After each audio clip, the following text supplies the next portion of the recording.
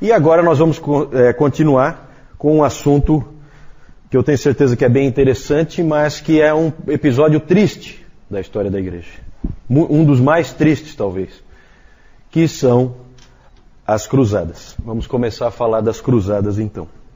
O professor Calhoun, ele no curso dele, ele diz que essa é a lição que ele gostaria de deixar de fora. Porque realmente não tem nada de bonito aí. O contexto das cruzadas é o contexto do Islã. O que fazer com o Islã? O que fazer com os muçulmanos?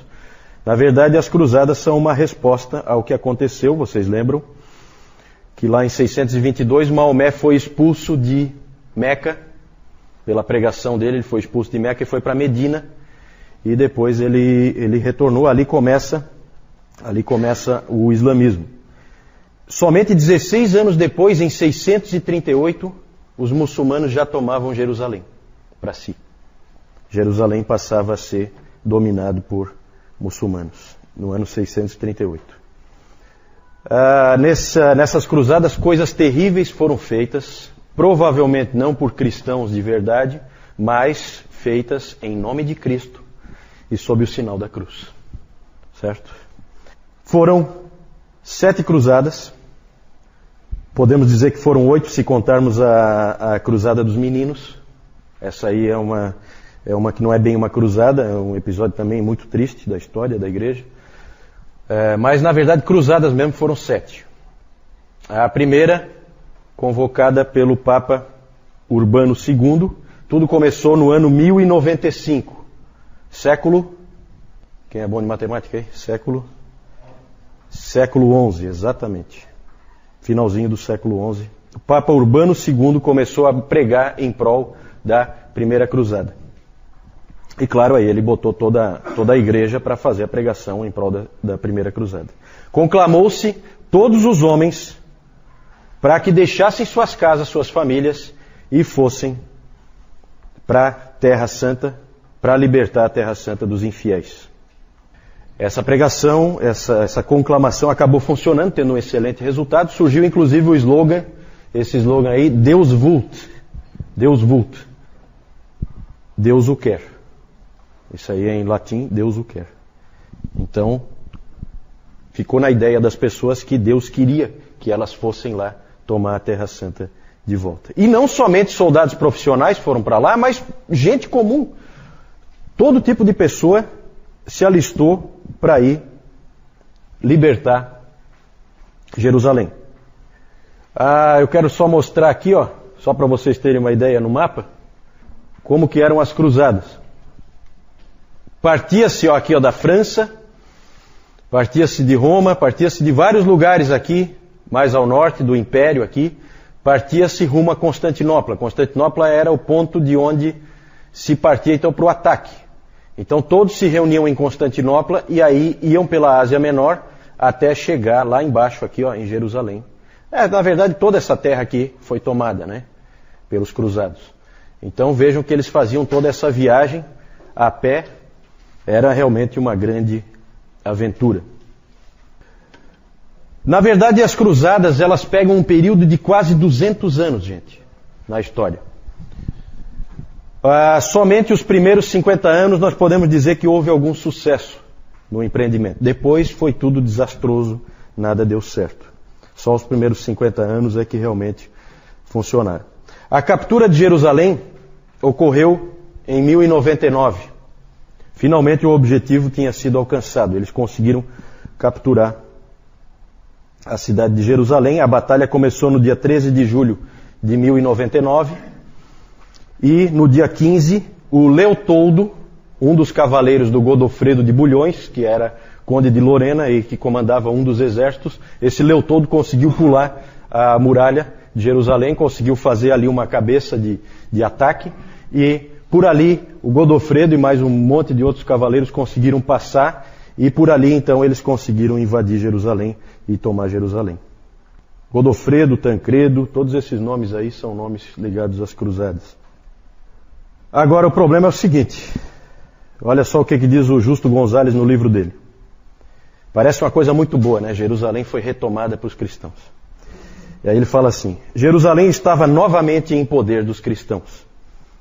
Então aqueles soldados de Cristo se dedicaram à vingança. Todos os soldados sarracenos foram mortos e a população civil não sofreu melhor sorte. Muitas mulheres foram violentadas.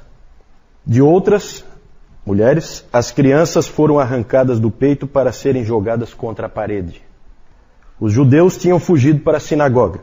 Os cruzados atearam fogo ao prédio e mataram todos.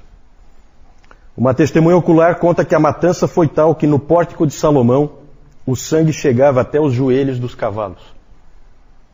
Quando o massacre afinal acabou e foi decidido enterrar os cadáveres, os sobreviventes eram tão poucos que foi necessário pagar aos cristãos mais pobres para que se ocupassem da tétrica tarefa.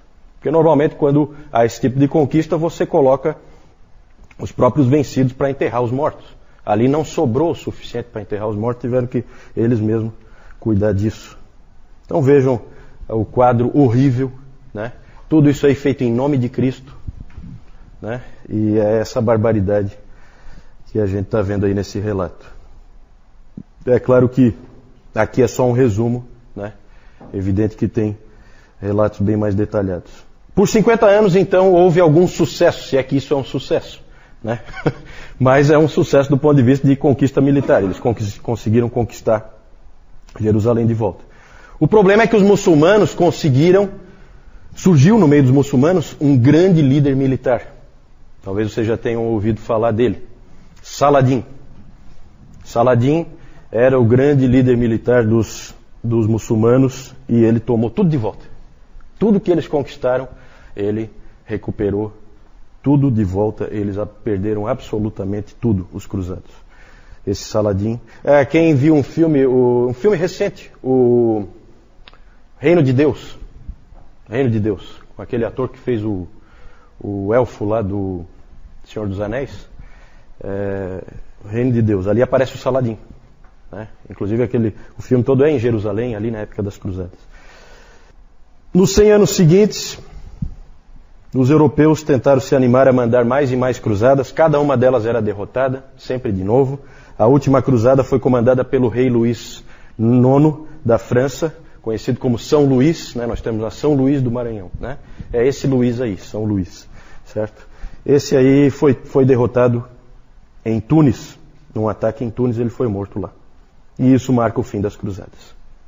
A pergunta é a seguinte: por que as pessoas fizeram isso? Aí, alguns motivos do porquê das cruzadas que a gente pode levantar. Primeiro, defender a honra de Cristo. Esse era usado como discurso, né? Defender a honra de Cristo. A ideia era que Cristo tinha sido insultado pelos muçulmanos. O próprio Bernardo de Claraval, que nós vimos no último domingo, que foi um homem importante, lembra que a gente ele chegou a ser conhecido como imperador não coroado? Lembra que foi ele que escreveu uma carta para um subalterno seu que ia se tornar papa? Lembra que nós falamos no domingo passado? Esse Bernardo de Claraval pregou também em favor das cruzadas para levantar a segunda cruzada em 1147. Bernardo disse o seguinte, era assim que ele pregava: nosso rei Jesus está sendo acusado de traição. Os muçulmanos têm dito que ele não é Deus, mas que ele falsamente fingiu ser algo que não era. Qualquer homem dentre vocês que é seu vassalo deve erguer-se para defender seu senhor dessa infame acusação de traição. Ele deve ir à inevitável batalha, onde vencer será glorioso e morrer será lucro. Então se usava esse tipo de discurso, né, conclamando os cristãos na época a irem pela honra de Cristo, recuperar a Terra Santa e derrotar os muçulmanos. Outro motivo era a própria recuperação da Terra Santa, principalmente por causa das peregrinações. Nessa época, na Idade Média, era muito importante você ir à Terra Santa. Se você fosse à Terra Santa, você era um cristão de um nível mais elevado.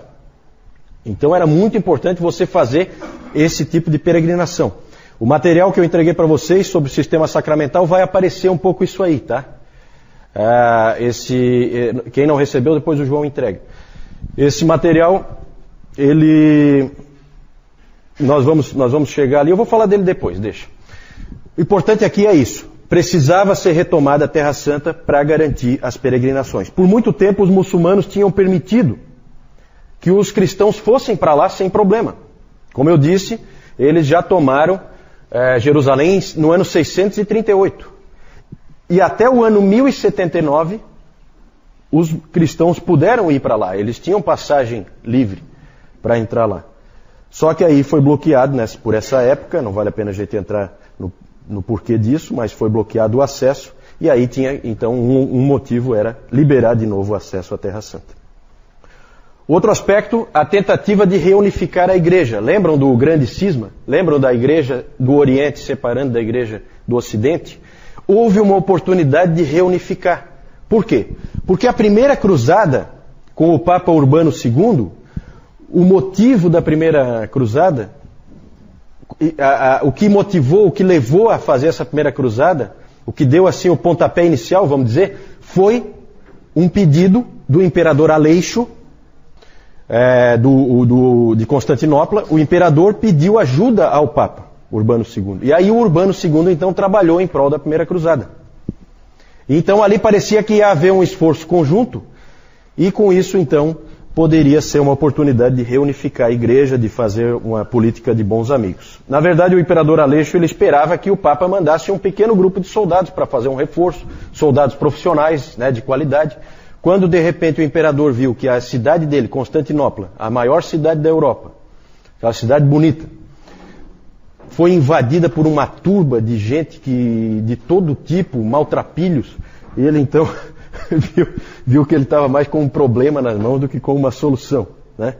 E aí o grande desastre, não vou entrar nesse detalhe, mas o grande desastre foi em 1204, quando uma das cruzadas, um grupo de cruzados, numa dessas cruzadas, resolveu saquear Constantinopla.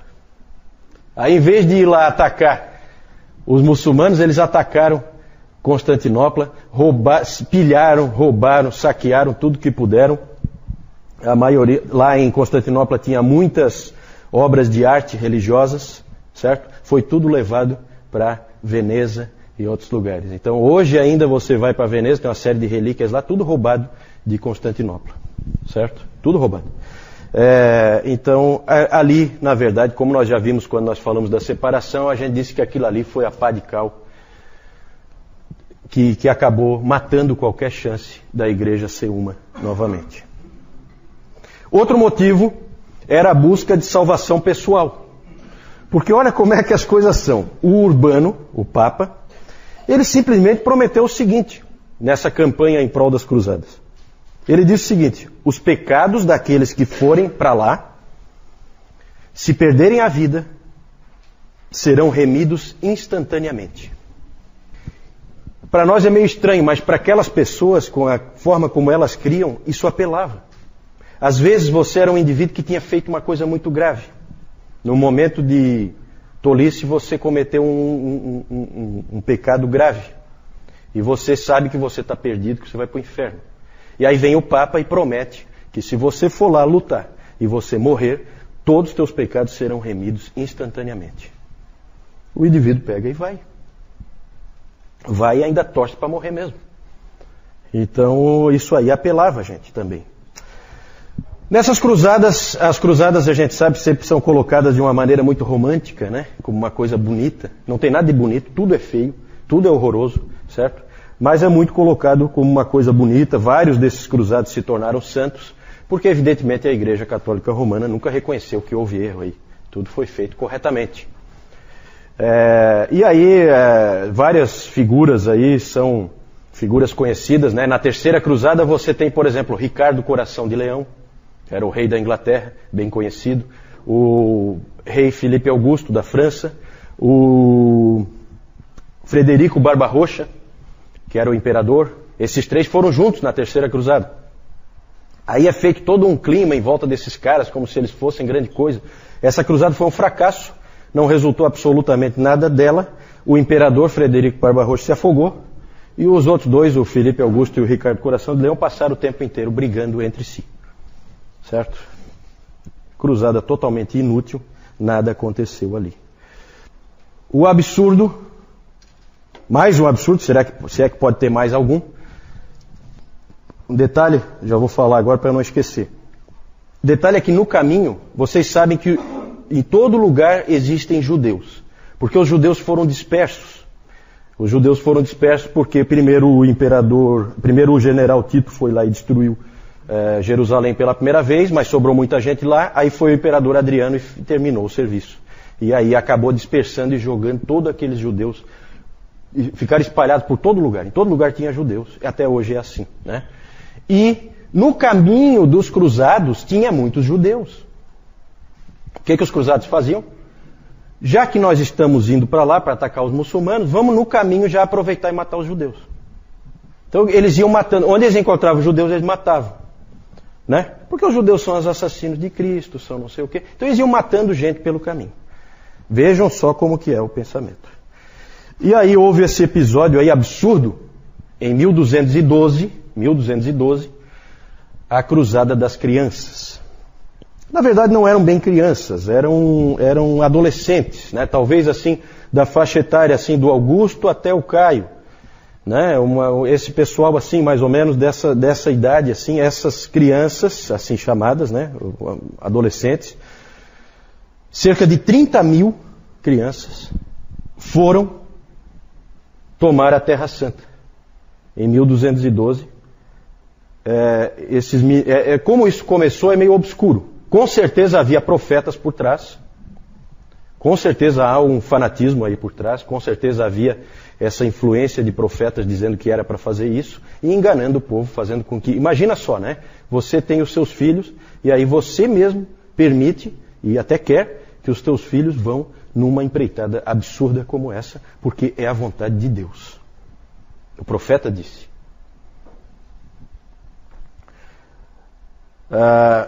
Essas crianças, elas foram desarmadas, não havia armas, elas foram caminhando, 30 mil, é gente, é muita gente, elas foram caminhando e aí elas chegaram até Marsella e aí chegaram no mar. E aí não tinha como ir mais para frente. Mas elas criam que, da mesma maneira que Deus tinha aberto o Mar Vermelho, o mar se abriria. E elas então passariam tranquilamente pelo meio do mar. Esperaram um tempo, nada acontecia, o mar não se abriu. Alguns desistiram, voltaram, outros persistiram ali, ficaram firmes, até que apareceram 7 navios. Esses 7 navios se ofereceram para levá-los. 2 desses navios se perderam, os outros 5, simplesmente os piratas, vamos chamar assim, dos navios ali no Mar Mediterrâneo. Mais à frente eles encontraram navios muçulmanos e venderam todas as crianças como escravos. Essa foi a maravilhosa Cruzada das Crianças. Outros episódios, outros fatos aconteceram nessa cruzada, todos eles desastrosos. Né? Isso aí tudo foi um grande absurdo. Resultados das cruzadas. Simplesmente perdeu-se tudo que foi conquistado. Né? Ali chegou a ter o que os cruzados chamaram de Império Latino de Constantinopla. Esse foi o nome que foi dado.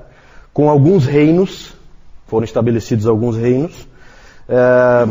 Eu tenho aqui os nomes: Edessa, Antioquia, Trípoli, Jerusalém e Armênia. Eram reinos. E aí eles eram entregues para alguns daqueles nobres cruzados, passavam a ser reis.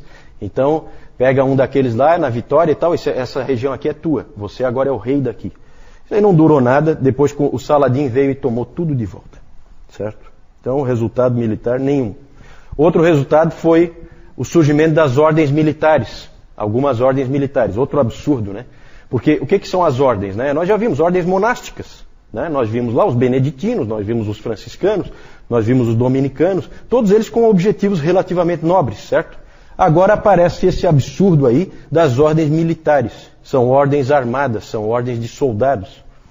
Que vocês conhecem algumas, né, pelos nomes aí, são muito divulgados. Isso aí, os Cavaleiros Templários, os Cavaleiros Teutônicos, os Cavaleiros de São João. Né, João? Tem todas essas ordens aí surgiram, né? Ordens de uma inutilidade total. Mas o verdadeiro resultado das cruzadas foi uma profunda amargura e um profundo ressentimento nos muçulmanos e nos judeus. por causa de tudo que aconteceu aí, as barbaridades que aconteceram aí. Até o meu pai estava contando que ele teve agora recentemente numa palestra de um diretor de Portas Abertas, e ele falando das pessoas lá no Iraque hoje, e ele dizendo que do ponto de vista daquelas pessoas, não existe assim, os Estados Unidos vieram e nos invadiram. Isso não existe na cabeça delas. Os cristãos vieram aqui e nos atacaram. Sempre os muçulmanos pensam assim. Por quê? Por causa das cruzadas. Os cristãos vieram aqui e nos atacaram. É assim que vem o raciocínio. Até hoje vê que isso aí é uma coisa atual. Um diretor de Portas Abertas falando lá dessa percepção que o muçulmano tem de que ele foi violentado, agredido e atacado pelos cristãos. Isso é um enorme obstáculo ao alcance dessas pessoas, certo? Tudo devemos a esses sujeitos, né, que muitas vezes são até admirados, não sei porquê. Resultados zero. Felizmente, houve também na Idade Média missionários que tentaram alcançar os muçulmanos, né? Por um lado, aqueles assassinos ali, e por outro lado, gente que se esforçou para alcançá-los para Cristo. Nós temos o próprio Francisco de Assis, já falamos dele, não temos tempo aqui para entrar nos detalhes, mas ele foi para o Egito, né, numa missão pessoal. Ele foi tentar alcançar as pessoas lá no Egito, no norte da África. Os muçulmanos têm todas as histórias bem interessantes dele com o sultão Al-Kamil. São histórias muito bacanas, né, dele desafiando os mestres muçulmanos a andar em brasas, porque ele ia na frente, não sei o quê. Aí os muçulmanos... Tem todas essas histórias aí do Francisco de Assis, são histórias bem interessantes. E ele realmente, ele foi lá com uma pregação de amor, uma pregação diferente. E ele foi ouvido. Ele foi ouvido. Muitos acham que às vezes ele era ouvido e recebido porque ele era meio... as pessoas, os muçulmanos tinham a ideia de que ele era meio ruim da cabeça. E naquela época era muito comum achar que essas pessoas é bom ouvi-las, porque às vezes elas trazem uma palavra que pode ser uma palavra divina, né? Então, mas é bacana, eu não tenho tempo de entrar em detalhes, tem muita coisa legal aí desse grande homem Francisco de Assis. E um outro menos conhecido, Raimundo Lúlio, talvez um dos maiores missionários aos muçulmanos que já existiu. Raimundo Lúlio. Esse Raimundo Lúlio, ele nasceu na Espanha, e, portanto, ele sempre conviveu desde criança com muçulmanos. Porque vocês lembram que a Espanha era controlada por muçulmanos, pelos mouros. E esse Raimundo Lúlio sempre conheceu, ele sabia o que os muçulmanos criam, como eles eram, o que eles pensaram, o que eles pensavam, né? E ele era um jovem mundano, arrogante, mais ou menos como o próprio Francisco era, antes de se converter. Quando ele se converteu, ele colocou como objetivo da vida dele alcançar os muçulmanos. E ele viveu realmente só para isso. Aprendeu o árabe, que ele dizia que era uma língua como uma língua de bestas, né? Assim, de animais, né? Que ele não... Mas ele aprendeu o árabe, ele fundou escolas missionárias, ele falou com papas sobre a sua visão de alcançar os muçulmanos, ele percorreu a Europa ganhando apoio. É um indivíduo realmente um missionário. Obrigado. 3 vezes ele se aventurou por terras muçulmanas. 2 ele escapou por pouco. Na terceira ele não escapou. Foi apedrejado até a morte com 85 anos, onde hoje é a Tunísia. Era um homem de grande capacidade, de muito preparo, e ele teria sido bem mais efetivo se ele tivesse um pouquinho de tato. Porque ele chegava em qualquer lugar e começava a denunciar os erros do islamismo e a pregar o caminho de Cristo, né? Na maior coragem. Por isso que ele sempre arriscava a vida. É a velha história dos malucos, né, Moisés? Nós precisamos de uns malucos aí para ir lá fazer o trabalho. Dali para frente, por 500 anos, não houve mais ninguém que tentasse alcançar os muçulmanos. Não é à toa que é tão difícil, porque simplesmente os cristãos não tiveram coragem de marcar presença no meio desses povos. Só com o grande Henry Martyn, que tocou o solo árabe em 1811, é que volta a ter um esforço em alcançar essas pessoas. Então é isso, gente. Deixa eu mostrar para vocês aqui as figuras. Hoje o João está de de folga que eu não consegui terminar isso aí a tempo. Aqui vocês têm os cruzados, não dá para ver muito bem aí, né? Mas toda aquela pregação lá, né? Então tem aqueles pregadores inflamados e tal. E o Deus vult, né? Deus o quer, que era o grande slogan que fazia as pessoas irem em frente. O Godofredo de Bulhões, está aí representado, conquistador de Jerusalém, com seus exércitos. Aqui a tomada, só para vocês terem uma ideia de como que a coisa era, bem aquela coisa dos filmes, né? Você tem que colocar escadas, você tem que botar uns malucos para ir na frente, que esses vão morrer de certeza. E então a turma que tem pecado para ser perdoado já pode ir aí na frente, que é para garantir, né? E aqui a tomada de Antioquia, então. Né? Antioquia também foi uma cidade que eles tomaram.